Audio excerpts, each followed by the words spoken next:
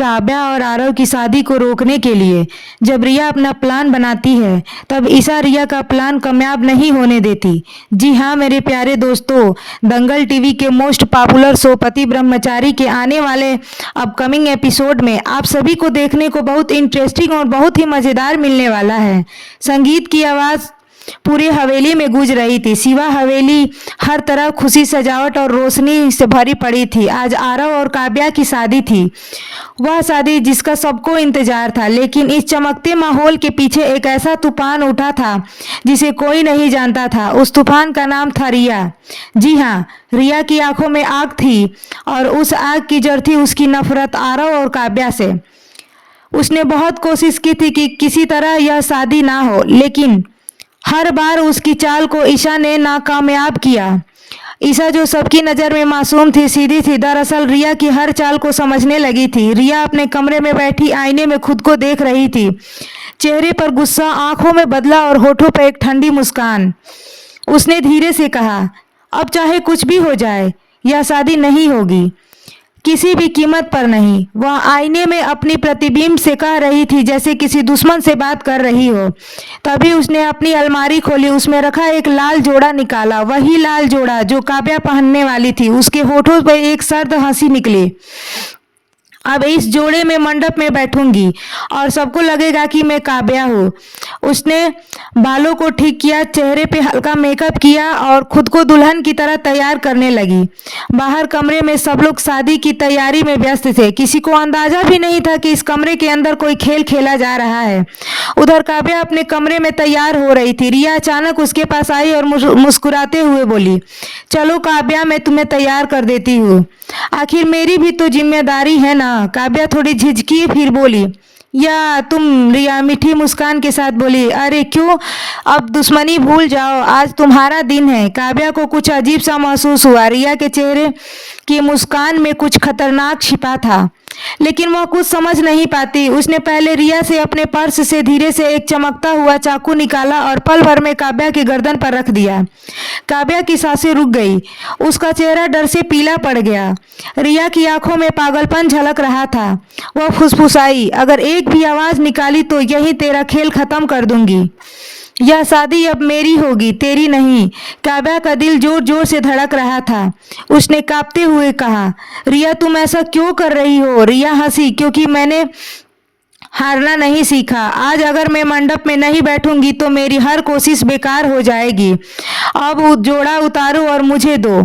काव्या ने रोते हुए कहा, रिया प्लीज ऐसा मत करो। रिया उसे जोर से धक्का दिया। चुप रहो। उस वक्त खिड़की के बाहर ईशा यह सब देख रही थी। वह जो देखने वाली थी उससे उसका दिल दहल गया। वह समझ चुकी थी कि रिया अब पागलपन की हद तक पार कर चुकी है। ईशा बिना एक पल गवाए खिड़की से अंदर कूद पड़ी। रिया चौंक गई। तू यहाँ क्या कर रही है? ईशा ने कहा, रिया यह सब रोक दो, तुम जिस रास्ते पर जा रही हो वह सिर्फ बर्बादी है। रिया ने चाकू ईशा की तरह घुमाया। एक कदम भी आगे बढ़ी तो काव्या को यही मार दूंगी। कमरे में सन्नाटा छा गया। काव्या डर के मारे कांप रही थी। ईशा ने धीरे से कहा, प्रिय अगर तुमने ऐसा किया तो सब खत्म हो जाएगा। रिया ने कोई जवाब नहीं दिया। उसने तेजी से काव्या का जोड़ा पहना, घूंघट ओढ़ा और दोनों को कमरे में बंद कर दिया। अब वह नकली दुल्हन बनके तैयार थी। रिया बनी काव्या। वह मंडप की ओर बढ़ी। बाहर बैंड बज रहे थे, लोग नाच रहे थे और किसी को शक भी नहीं था कि दुल्हन के घूंघट में नीचे कौन है।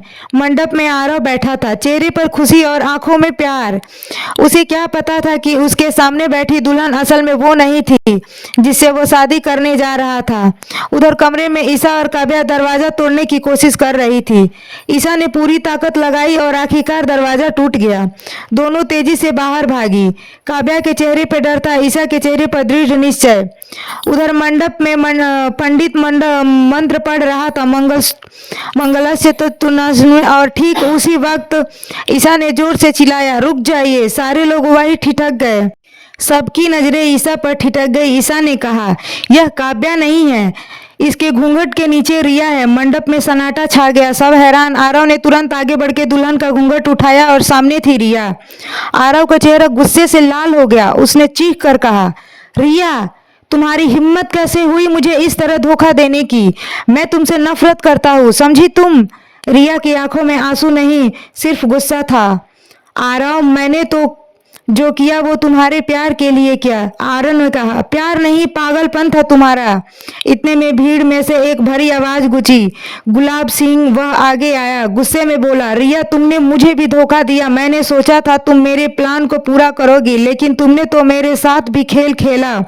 सभी लोग चौंक गए। काव्या बोली, मतलब आप दोनों साथ थे? गुलाब सिंह ने ठंडी आवाज में कहा, हाँ, मैं ही था जिसने यह सारा खेल रचा।